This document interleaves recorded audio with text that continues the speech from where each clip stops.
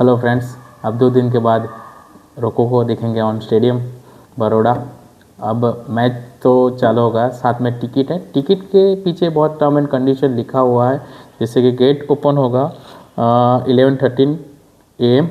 अब ये वहाँ पे पावर बैंक नहीं लेके जाएंगे, सिगरेट लाइटर, सेल्फी स्टिक, वो सब कुछ कंडीशन लिखा हुआ है टर्म एंड कंडीशन पे। ये चीज़ आप नहीं लेके जाओगे ग्राउंड में, ठीक है।